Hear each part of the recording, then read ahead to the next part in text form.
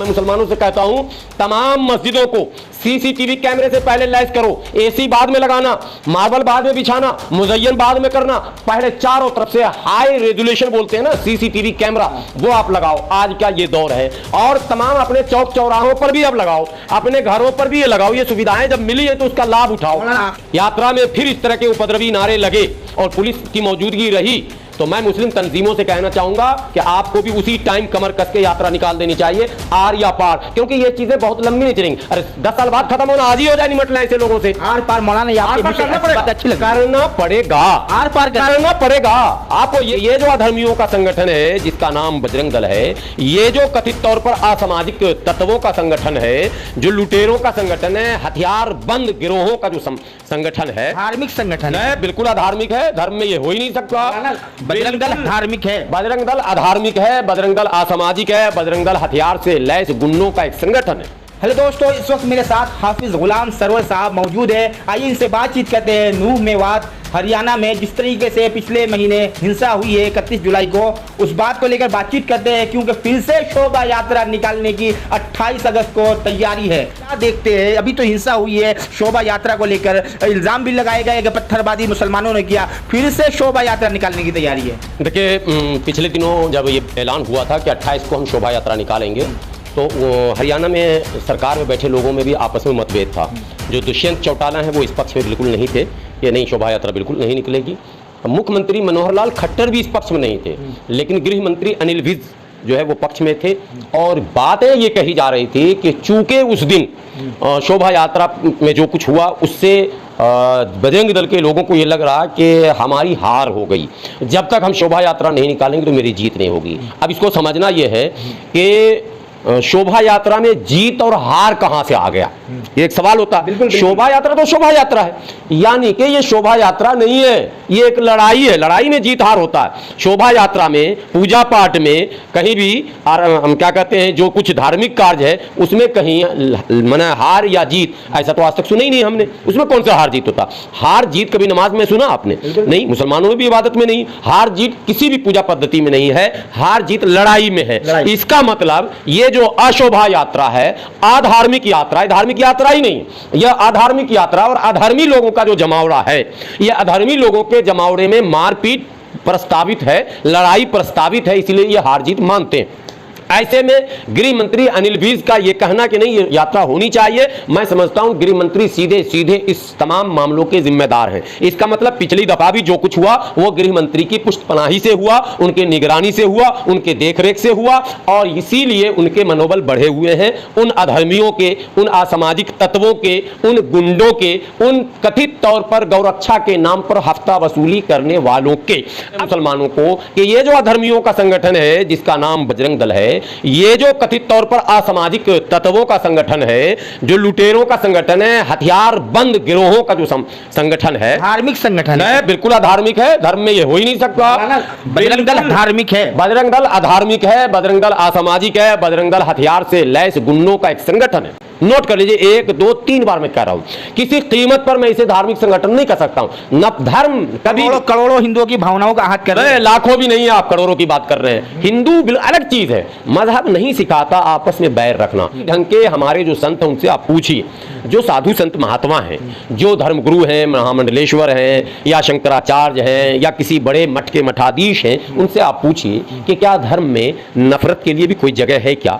धर्म में गाली गलौज, काट मार की बात करने की भी जगह है क्या? वो आपको यही जवाब देंगे कि नहीं, मजहब में कहीं इसकी गुंजाइश नहीं। धर्म प्यार, प्रेम, त्याग का संदेश देता है। पत्थरबाजी कर सकता है नहीं, फिर वही बात, पत्थरबाजी भी वो कर रहा है, लठ वही अधार्मिक संगठन बजरंग दल जिसको कह रहे हैं, पत्थरबाजी भी कर रहे हैं, बताया मुसलमान कर रहे हैं।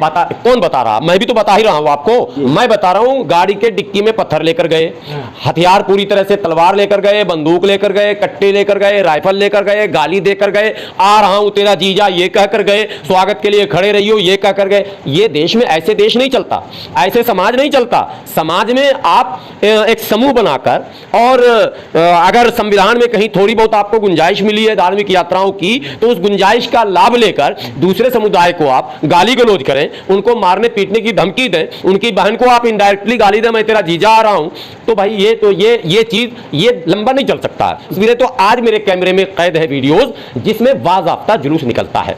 अशोभा यात्रा, मैं बिल्कुल शोभा यात्रा नहीं, शोभा यात्रा, अशोभा यात्रा। और वो सुनिए, नहीं मैं जो कह रहा हूं सुनते रहिए आप। अशोभा यात्रा, और वो मंदिर जाने के बजाय मस्जिद के गेट पर पहुंच जाता है, और मस्जिद के गेट पर सिर्फ पहुंचता नहीं है, तमाम ताकत वहीं पर लगा देता है, डीजे का वॉल्यूम भी वहीं बढ़ाता है, ड्रामा सारा करता है। उसके बाद भी अगर कोई प्रतिक्रिया नहीं होती है तो गेट में घुस भी जाता है। वो चाहता है कि प्रतिक्रिया हो, मैं मस्जिद के सामने इतना गलत नारा लगा दूं कि ये उत्तेजित होकर आए और हमसे भिड़ जाए।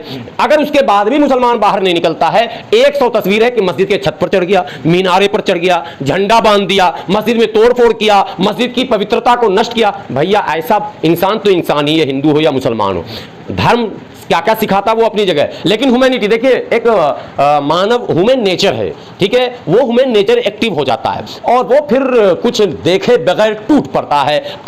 अब आपके उस लाए हुए पत्थर और लाए हुए तलवार को अगर कोई छीनकर आप पर हमला करता है तो आप उस तस्वीर को दिखाते हैं। अब ऐसे माहौल में मुसलमान वीडियो कम बनाता है। मैं मुसलमानों से कहता हूं, तमाम मस्जिदों को सीसीटीवी कैमरे से पहले लैस करो, एसी बाद में लगाना, मार्बल बाद में बिछाना, मुज़य्यन बाद में करना, पहले चारों तरफ से हाई रेजोल्यूशन बोलते हैं ना सीसीटीवी कैमरा, वो आप लगाओ। आज क्या ये दौर है। और तमाम अपने चौक चौराहों पर भी अब लगाओ, अपने घरों पर भी ये लगाओ। ये सुविधाएं जब मिली है तो उसका लाभ उठाओ। आखिर में कहूंगा, मोनू मानेसर अब तक अरेस्ट नहीं हुए, उसके बाद शोभा यात्रा 28 को निकलने वाली है। मोनू मानेसर की अंतिम इच्छा की पूर्ति के लिए सरकार ये काम कर रही है। सरकार मोनू मानेसर को आने वाले चुनाव में भारतीय जनता पार्टी से हीरो बनाकर चुनाव मैदान में उतारेगी। एक परंपरा भारत में चली है, मुसलमान को गाली दो और नेता बनो। प्रधानमंत्री कपिल मिश्रा, तो कपिल मिश्रा ने उसी रास्ते को अपनाया।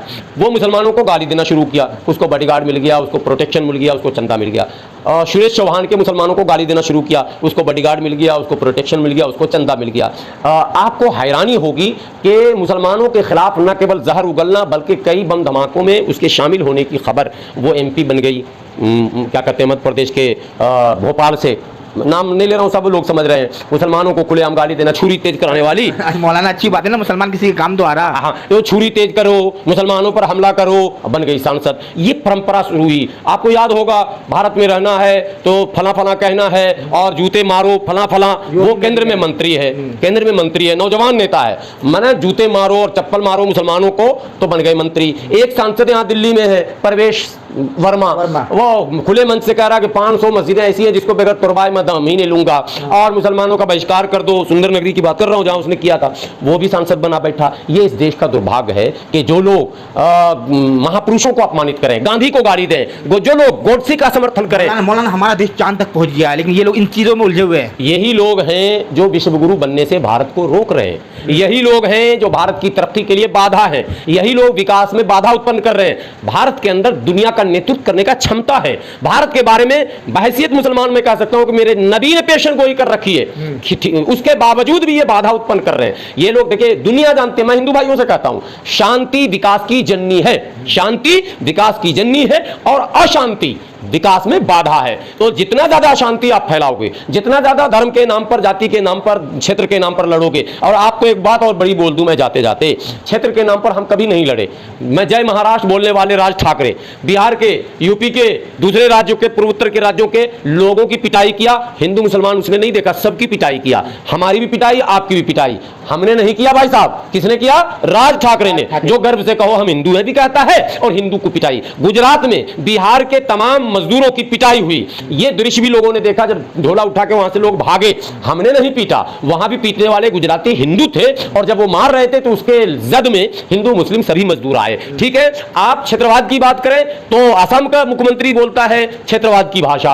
आप देखें, क्षेत्रवाद की बात करें तो कई राज्यों में ये जो स्वर उठ रहे हैं कि हमारे यहां से बिहारी चले जाओ, तो बंगाली चले जाओ, तो पूर्वांचल वाले चले जाओ, ये मैं कभी नहीं बोला हूं, किसी मुसलमान ने नहीं बोला। तो क्षेत्रवाद आप भड़का रहे हो, यानी कि विकास में में बाधा आप डाल रहे हो, जातिवाद आप भड़का रहे हो, यानी कि विकास में देखो छुआछूत हमने कभी नहीं कहा, हमारे यहाँ कोई अछूत नहीं है, सब सछूत है, इंसान इंसान एक समान है, फिर भी आपने अछूत कहा, आपने दलित का उत्पीड़न किया, आपने आदिवासी को परेशान किया, बदनाम आप हमको कर रहे हैं, अशांति आप ला रहे हैं। धर्म हमने भेदभाव कभी नहीं किया, हमने देखिए आखिरी बात बोलने दीजिए उसके बाद, हमने कभी भेदभाव नहीं किया, हमने अपना नेता केजरीवाल को माना, हमने अपना नेता नेहरू से लेकर मैं शुरू करता हूं, नेहरू को माना, मुरारजी देसाई को माना, चौधरी चरण सिंह को माना, गुलजारी लाल नंदा को माना, हमने अपना नेता बीपी सिंह को माना, इंदिरा गांधी को माना, राजीव गांधी को माना, हमने पीवी नरसिम्हा राव को माना, हमने क्या कहते हैं अटल बिहारी वाजपेयी को माना, हमने नीतीश कुमार को माना, लालू जी को माना, मुलायम सिंह को माना, देवगौड़ा को माना, ममता को माना, अखिलेश को माना, किसको नहीं माना? हम मुसलमान के वोट मोदी जी को भी मान लीजिए, मोदी जी को भी हम मान रहे हैं, नेता देश के प्रधानमंत्री हमारे प्रधानमंत्री है, लेकिन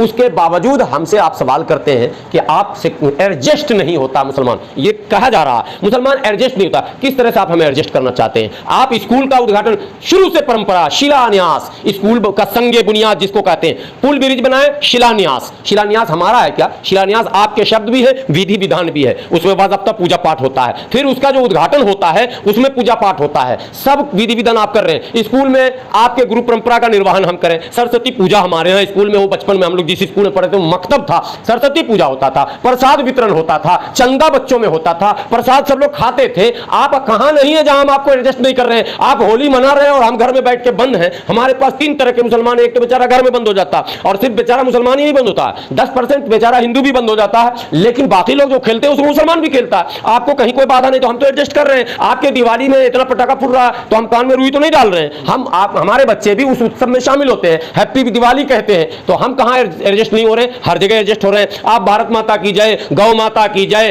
फला माता की जय, जितनी माता सबकी जय कर रहे हैं, हम कहां आपको रोकने जा रहे हैं? हम हर जगह एडजस्ट कर रहे हैं, लेकिन आप खा मखा माहौल को बिगाड़ रहे हैं। देश के विकास में सबसे बड़ी बाधा सांप्रदायिक सोच के ये मुट्ठी भर लोग जो अधर्म के मंदिर में नारा लगता है धर्म का कल्याण हो, धर्म की जय हो और अधर्म का नाश हो, लेकिन ये लोग अधर्म फैला रहे हैं। मौलाना, ये यात्रा का 28 अगस्त को निकलता है, तो मुसलमानों से आप क्या कहना चाहेंगे, क्या पैगाम पहुंचाना चाहिए? देखिए, मुसलमानों से तो मैं कहूंगा कि बिल्कुल इस यात्रा में आप विघ्न न डालें, आप अपने काम में लगे रहें, लेकिन हाँ, सरकार से यह जरूर कहूंगा कि आप जो कुछ करने जा रहे हैं ये देश के इतिहास में काला दिन होगा। ये माना जाएगा कि संविधान को धत्ता बताकर देश की एकता अखंडता को चैलेंज करते हुए आपने एक कम्युनिटी को जबरन झुकाने के लिए और एक कम्युनिटी के मोच को रखने के लिए आपने जबरन घर में घुसने का काम किया। लेकिन आखिरी बात, अगर यात्रा में फिर इस तरह के उपद्रवी नारे लगे और पुलिस की मौजूदगी रही तो मैं मुस्लिम तंजीमों से कहना चाहूंगा कि आपको भी उसी टाइम कमर कस के यात्रा निकाल देनी चाहिए, आर या पार, क्योंकि ये चीजें बहुत लंबी नहीं चलेंगी। 10 साल बाद खत्म होना, आज ही हो जाए निमटना ऐसे लोगों से। आर पार मौलाना, अच्छी करना पड़ेगा, आर पार करना पड़ेगा आपको। ये बात जो वो